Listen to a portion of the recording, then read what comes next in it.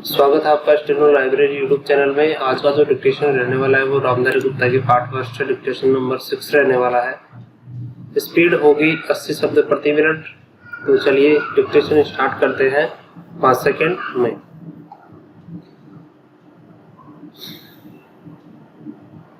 महोदय, भारत ही नहीं सारी दुनिया आज विज्ञान और प्रौद्योगिकी के द्वारा लाए गए परिवर्तनों के कारण महान परिवर्तनों की डोरी पर खड़ी है।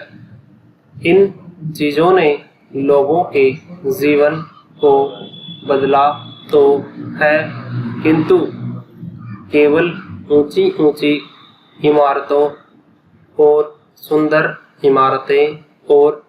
सुंदर इमारतें हैं।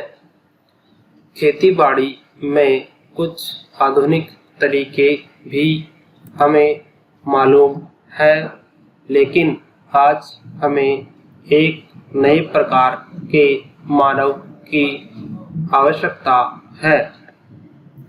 ऐसा मानव जो विस्तारशील ज्ञान को वास्तविक उच्च जीवन के लिए उपयोग कर सके।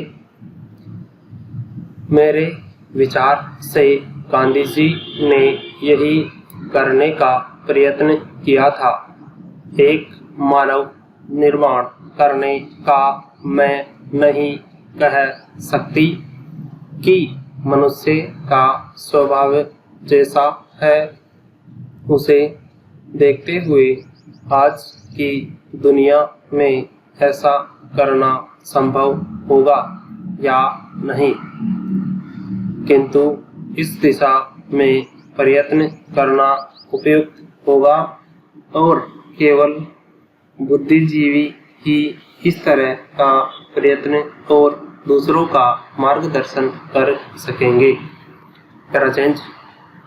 आज दुनिया बहुत छोटी हो गई है और हम अलग अलग खानों में बंटकर नहीं रह सकते। हमें अपने लक्ष्य प्राप्ति के लिए एक होकर रहने की आवश्यकता है। हम लोकतंत्र में विश्वास करते हैं। एक तो संसदीय प्रणाली की सरकार के अर्थ में, दूसरे उस तरीके में जिस तरीके से हम अपनी पार्टी में और अन्यत्र काम करते हैं। परंतु लोकतंत्र रूपी हमारा ताजा पानी कभी कभी जातिवाद, सांप्रदायिकता और सामाजिक रीति रिवाजों इत्यादि के सड़ते गड्ढों में बंद हो गया है।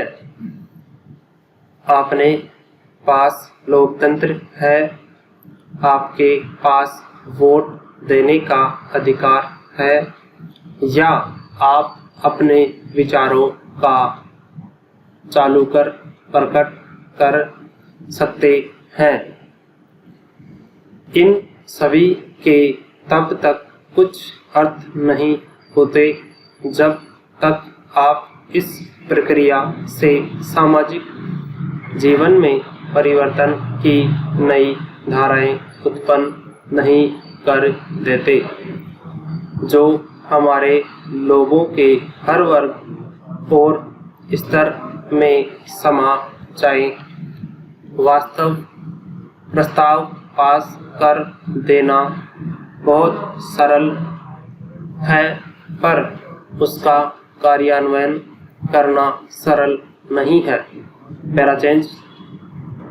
हम जानते हैं कि स्थिति या पद में कुछ लोगों का निहित स्वार्थ हो जाता है और कुछ का इन्हीं दूसरी चीजों में, लेकिन सबसे बड़ा निहित स्वार्थ भय, जो जाना पहचाना है। किसी भी चीज को परिवर्तित करने का भय। हम जानते हैं कि अमुक चीज बुरी है, फिर भी हम उसे परिवर्तित करने से डरते हैं। लेकिन आज हम इस तरह बड़े बड़े परिवर्तनों के बिना वास्तव में जीवित नहीं रह सकते। हम परिवर्तन लाएं कैसे? हम लोगों को इस बात का कैसे विश्वास दिलाएं कि परिवर्तन सहायक और आवश्यक है?